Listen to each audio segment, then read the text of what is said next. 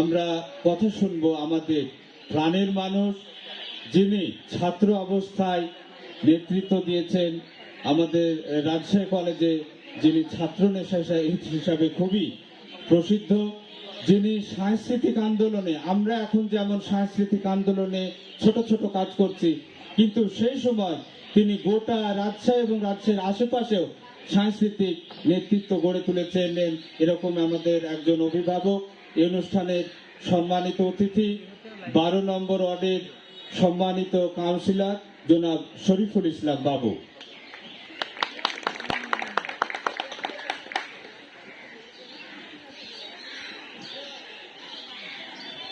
সবাইকে মহান ভাষা দিবসের শুভেচ্ছা জানাই। আজকে এই দিনটি ভাষা আন্দোলন 1952 সালের যে দিন, সেই দিনের তাৎপর্য ইতিমধ্যে আমাদের অনুষ্ঠানের উপস্থাপক উজ্জ্বল সুন্দর করে আমাদের সামনে কিছু তুলে ধরার চেষ্টা করেছে।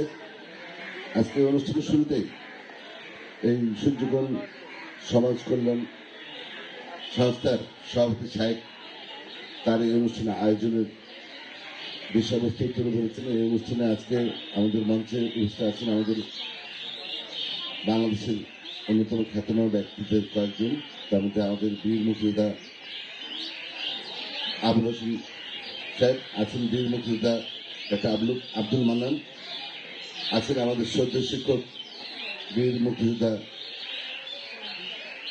রুহুল রহমান কামিল স্যার আছেন, রাজশাহী কলেজের সাবেক অধ্যক্ষ প্রফেসর হাবিবুর রহমান স্যার আছেন, আরেকজন বড় ভাই রুহুল আমিন ভাই, আমার সামনে উপস্থিত সুধীবৃন্দ। এবং আজকে 5 দিন ব্যাপী যে বইমেলা, সেখানে 24টি স্টল আমরা শুনলাম এখানে অংশগ্রহণ করতে। সেই বইমেলার সঙ্গে জড়িত স্টলের যার কর্তৃপক্ষ এবং দর্শকদের সবাইকে শুভেচ্ছা জানাচ্ছি।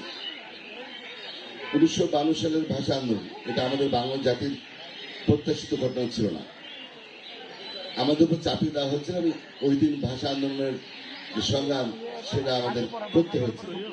এর প্রেক্ষাপট আমাদের শ্রদ্ধেয় অতিথিবৃন্দ বলবেন। আমরা জানি যে পাকিস্তানের শাসক আমাদের বাংলা জাতির, আমার মায়ের ভাষা বাংলা ভাষাকে বাদ দিয়ে উর্দুকে রাষ্ট্রভাষা করার চেষ্টা করেছিল, তাদের যে অপচেষ্টা এটা বাংলা জাতি গ্রহণ করেনি। আমরা জানি বাংলাদেশের তরুণ সমাজ, ছাত্র সমাজ যুগে যুগে জাতির উপর সকল ধরনের অন্যায় অত্যাচার অবিচার রুখে দাঁড়ায়। আমরা তখনও দেখেছি বাংলাদেশ ছাত্র সমাজ বহু রক্ত দিয়ে এই যে পাকিস্তানের শাসক গোষ্ঠী অবস্থা তার বিরুদ্ধে সংগ্রাম গড়ে তোলে এবং সেই সংগ্রামে শপথ লাভ করে এবং সেই শপথের মধ্যে আমাদের বাংলা জাতি তার মায়ের ভাষা রক্ষা করতে পারে।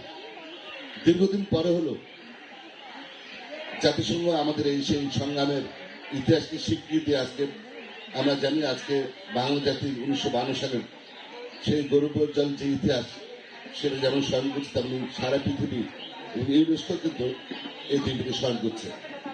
আজকে আমরা রক্ত দিয়েছি, রক্ত দিয়ে আমাদের এই ভাষাকে আমরা প্রতিষ্ঠিত করেছি। আমরা জানি আমাদের বাংলা জাতির যে স্বাধীনতা যুদ্ধ, আজকে বাংলাদেশ একটা স্বাধীন রাষ্ট্র, জাতির সেই পৃথিবীর বুকে আমাদের যে অবস্থান, সেই ভাষা আন্দোলনের মধ্যে বাংলা জাতির মধ্যে সেই অনুপ্রেরণা জেগে উঠেছিল। তারই ধারাবাহিকতায় 1971 সালে বাংলা জাতি আবারও সশস্ত্র মুক্তিযুদ্ধে অংশগ্রহণ করে এবং সেখানে পাকিস্তানি শাসক গোষ্ঠীর হাত থেকে আমাদের প্রিয় মাতৃভূমিকে স্বাধীন রাষ্ট্র হিসেবে পৃথিবীর বুকে স্বীকৃতি করতে সফল হয়। ফলে আমাদের বাংলাদেশ একটা স্বাধীন রাষ্ট্র এবং আমাদের একটা ভাষা আমরা পেয়েছি। তা আমরা বাংলা জাতি যুগে যুগে সংগ্রাম করেছি, আমরা অনেক অন্যায় অত্যাচার অবিচারের বিরুদ্ধে সংগ্রাম করে আমরা অনেক সফলতা অর্জন করেছি। আমরা বাংলাদেশের পরবর্তীকালে আমি যখন ছাত্র ছিলাম তখন দেশে সামরিক শাসন ছিল, সেই সামরিক শাসনের বিরুদ্ধে আমরা সামরিক শাসনের অবসান এবং গণতন্ত্রের দাবিতে আমরা জীবন বাজি রেখে সংগ্রাম করেছিলাম। আমরা চাই যারা আছেন এবং আপনারা যারা আছেন সবাই চাই বাংলাদেশের একটি সুখী সমৃদ্ধশীল রাষ্ট্র হিসেবে প্রতিষ্ঠিত হোক, যার প্রত্যাশা ছিল আমাদের জাতির জন্য বঙ্গবন্ধু যে স্বপ্ন তিনি দেখেছিলেন বাংলা জাতি শুধু স্বাধীন হলে চলবে না, বাংলা জাতি একটা সমৃদ্ধশালী সুখী জাতি হিসেবে রাষ্ট্র হিসেবে পৃথিবীতে প্রতিষ্ঠিত হবে।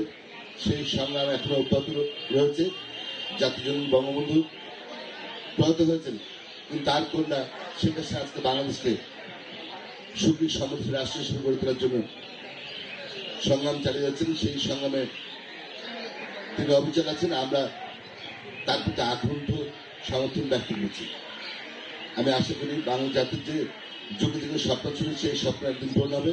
সেই স্বপ্ন পূর্ণের মধ্যে বাংলা জাতির যারা বীর সন্তান, যারা জীবন দিয়েছেন, তাদের সেই প্রত্যাশা পূরণ হবে। আমি বক্তব্য না বাড়িয়ে আমি আমাদের প্রয়াত সকল শহীদের স্মৃতির প্রতি আবারও গভীর শ্রদ্ধা জানিয়ে আমি আয়োজক সাহেব সহ সূর্যগ্রহণ সমাজকরণ সংস্থার সকলকে অভিনন্দন জানাচ্ছি। আজকে অনেক অপেক্ষার মতো আমাদের তরুণ সমাজ থেকে সুপথে পরিণত করার এরকম বইমেলা আয়োজন করে দিয়ে দর্শক থেকে এবং স্টল বই মালিকদেরকে এরকম একটা পরিবেশ করে দিয়েছেন এবং আজকে এই বনগুলি পথের পাড়ে সুন্দর মনোরম পরিবেশ, সেই পরিবেশে আজকে আয়োজন করছে জন্য ধন্যবাদ আবারও সাহেবকে জানিয়ে আমার বক্তব্য শেষ করছি। আসসালামু আলাইকুম।